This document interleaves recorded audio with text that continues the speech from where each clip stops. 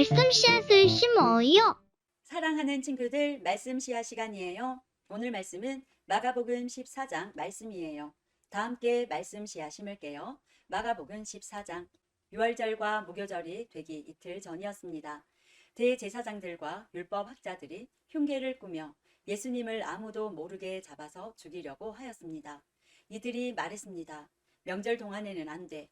사람들이 소동을 일으킬 수 있어. 예수님께서 베다니 마을에 있는 문둥병에 걸렸던 시몬의 집에서 음식을 드시고 계셨습니다.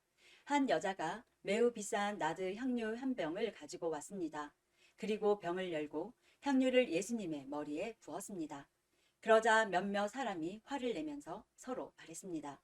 어째서 향유를 낭비하는 거지? 이 향유는 300데나리온에 팔 수 있고 그 돈으로 가난한 사람들을 도울 수도 있었을 텐데. 그리고 여자를 호되게 나무랐습니다. 예수님께서 말씀하셨습니다. 가만두어라. 어째서 여자를 괴롭히느냐? 그는 내게 좋은 일을 했다.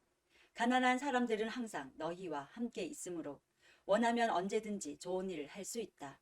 그러나 나는 항상 너희와 함께 있는 것이 아니다. 여자는 자기가 할 수 있는 일을 했다. 죽기 전에 내 장례를 위해 내 몸에 향유를 부어준 것이다. 내가 너희에게 진정으로 말한다. 복음이 온 세상에 전해질 때 이 여인이 한 일도 알려져서 사람들이 기억하게 될 것이다. 12 제자 가운데 한 사람인 가룟 유다가 예수님을 넘겨주려고 대제사장들에게 갔습니다. 대제사장들은 이 말을 듣고 기뻐했습니다. 그리고 유다에게 돈을 주기로 약속했습니다. 그래서 유다는 예수님을 넘겨줄 좋은 기회를 엿보기 시작했습니다. 무교절의 첫 번째 날, 즉 유월절 양을 잡는 날에 제자들이 예수님께 여쭈었습니다. 유월절 음식을 어디에 가서 준비할까요? 예수님께서 제자들 가운데서 2명을 보내시면서 말씀하셨습니다. 성으로 들어가거라. 물병을 든 사람을 만나면 그를 따라 가거라. 그가 들어가는 집의 주인에게 선생님께서 제자들과 함께 유월절 음식을 먹을 수 있는 방이 어디냐고 물으십니다라고 하여라. 그러면 집주인이 너희에게 준비된 커다란 다락방을 보여줄 것이다. 그곳에서 음식을 준비하여라. 제자들이 떠나서 성으로 들어갔습니다. 예수님께서 말씀하신 그대로였습니다. 그래서 유월절을 준비했습니다. 저녁이 되자 예수님께서 12 제자들과 함께 그 집으로 가셨습니다. 식사를 하는 동안 예수님께서 말씀하셨습니다. 내가 너희에게 진정으로 말한다. 나와 함께 음식을 먹고 있는 너희 가운데 한 사람이 나를 배반할 것이다. 제자들이 근심하면서 한 사람씩 예수님께 말했습니다. 설마 제가 그 사람입니까? 예수님께서 대답하셨습니다. 12 제자 가운데 한 사람이며 나와 함께 그릇에 손을 넣는 사람이다. 인자는 성경에 기록된 대로 죽지만 인자를 넘겨주는 사람에게는 화가 있다. 그 사람은 차라리 태어나지 않았더라면 자신에게 더 좋았을 것이다. 식사를 하는 동안 예수님께서는 빵을 들고 감사 기도를 드렸습니다. 그리고 떼어서 제자들에게 주시며 말씀하셨습니다. 받아라. 이것은 나의 몸이다. 또 잔을 들고 감사 기도를 드리셨습니다. 그리고 제자들에게 잔을 주어 제자들이 마셨습니다. 예수님께서 말씀하셨습니다. 이것은 많은 사람들을 위해 쏟는 나의 피, 곧 언약의 피다. 내가 진정으로 너희에게 말한다. 내가 하나님 나라에서 새 것으로 마실 그날이 올 때까지는 결코 다시 포도나무에서 난 것을 마시지 않을 것이다. 예수님과 제자들은 찬송을 부른 뒤 올리브 산으로 올라갔습니다. 예수님께서 제자들에게 말씀하셨습니다. 너희는 모두 나를 버릴 것이다. 성경에 이렇게 쓰여 있다. 내가 목자를 치리니 양들은 흩어질 것이다. 그러나 내가 살아난 후 너희보다 먼저 갈릴리로 갈 것이다. 베드로가 말했습니다. 모두가 버릴지라도 저는 그렇지 않을 것입니다. 예수님께서 대답하셨습니다. 내가 너에게 진정으로 말한다. 오늘 밤 닭이 2번 울기 전에 내가 나를 모른다고 3번 말할 것이다. 베드로는 강조하여 말했습니다. 주님과 함께 죽을지언정 결코 모른다고 하지 않을 것입니다. 다른 모든 제자들도 같은 말을 했습니다. 예수님과 제자들이 게세마네라고 하는 곳으로 갔습니다. 예수님께서 제자들에게 말씀하셨습니다. 내가 기도하는 동안에 여기 앉아 있어라. 예수님께서는 베드로와 야고보 그리고 요한을 데리고 가셨습니다. 예수님께서는 매우 근심하며 괴로워하셨습니다. 예수님께서 말씀하셨습니다. 내 영혼이 심히 괴로워 죽을 지경이다. 여기서 머무르면서 깨어 있어라. 예수님께서 조금 더 가셔서 땅에 엎드리셨습니다. 그리고 할 수만 있다면 그때가 지나가 버리기를 기도하셨습니다. 예수님께서 기도하셨습니다. 아바, 아버지, 아버지께서는 모든 것을 하실 수 있으시니 이 잔을 없애주십시오. 그러나 제 뜻대로 하지 마시고 아버지의 뜻대로 하십시오. 예수님께서 제자들에게 오셔서 자고 있는 것을 보시고 베드로에게 말씀하셨습니다. 시몬아, 자고 있느냐? 나와 함께 1시간도 깨어 있을 수 없더냐?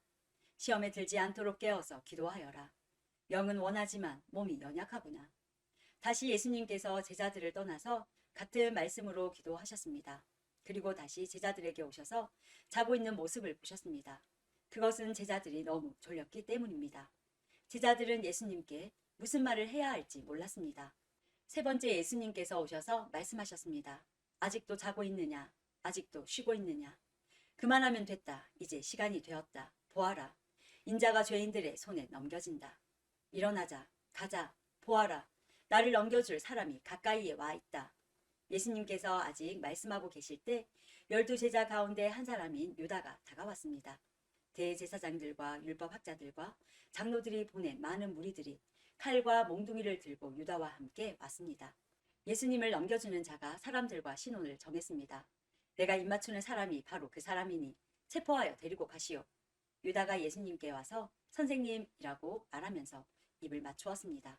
그러자 그들이 예수님께 손을 대어 체포했습니다. 그러나 곁에 있던 사람 가운데 한 명이 칼을 뽑아 대제사장의 종을 내리쳐 귀를 잘랐습니다. 예수님께서 말씀하셨습니다. 마치 강도를 잡는 것처럼 나를 잡으려고 칼과 몽둥이를 가지고 왔느냐?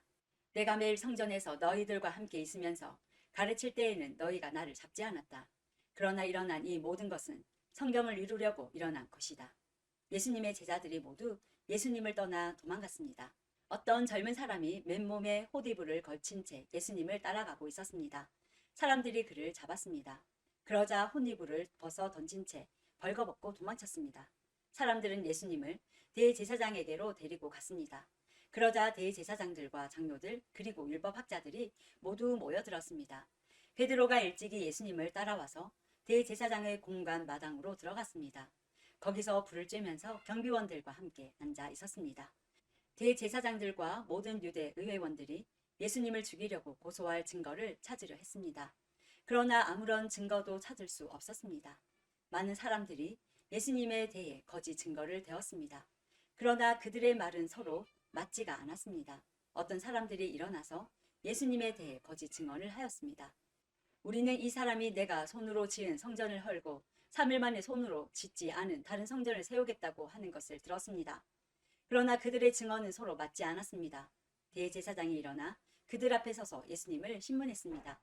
아무 대답도 하지 않을 것이요. 이 사람들이 당신에게 불리한 증거를 대고 있지 않소. 그러나 예수님께서는 묵묵히 아무런 말씀도 하지 않으셨습니다. 다시 대제사장이 예수님께 질문을 던졌습니다. 당신이 찬양 받으실 분의 아들 그리스도요? 예수님께서 대답하셨습니다. 그렇다.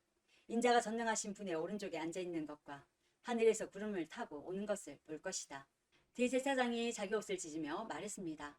무슨 증언이 더 필요하겠는가? 너희는 하나님을 모독하는 소리를 들었다. 너희는 어떻게 생각하느냐? 그러자 모두가 예수님을 사형시켜야 한다고 했습니다. 어떤 사람들은 예수님께 침을 뱉기 시작했습니다. 또 예수님의 눈을 가리고 주먹으로 때리면서 말했습니다. 예언자처럼 누가 너를 때리는지 맞춰보아라. 경비원들도 예수님을 끌고 가서 때렸습니다. 베드로가 공간의 아래쪽에 있을 때 어떤 대제사장의 여자 종이 왔습니다. 베드로가 불을 쬐고 있는 것을 보고 노려보며 말했습니다. 당신도 나사렛 예수와 함께 있었지요. 베드로는 부인하며 말했습니다. 내가 무엇을 두고 말하는지 모르겠다. 그리고 베드로는 입구 쪽으로 옮겨갔습니다. 그때 닭이 울었습니다. 또 여자 종이 베드로를 보고 다시 한번 거기 있던 사람들에게 말했습니다. 이 사람도 예수와 한패예요. 다시 베드로가 부인했습니다. 잠시 후에 거기 있던 사람들이 베드로에게 말했습니다. 확실히 당신은 예수와 한패요. 당신은 갈릴리 사람이니까요. 베드로는 저주하며 맹세하였습니다. 당신들이 말하는 사람이 누구인지 나는 모르오. 그러자 닭이 두 번째 울었습니다. 베드로는 예수님께서 자기에게 닭이 두 번 울기 전에 내가 나를 3번이나 모른다고 할 것이다 라고 한 말씀이 기억났습니다. 그래서 엎드려서 울었습니다. 오늘도 말씀 씨앗 모두 잘 심었어요. 우리 내일 또 만나요.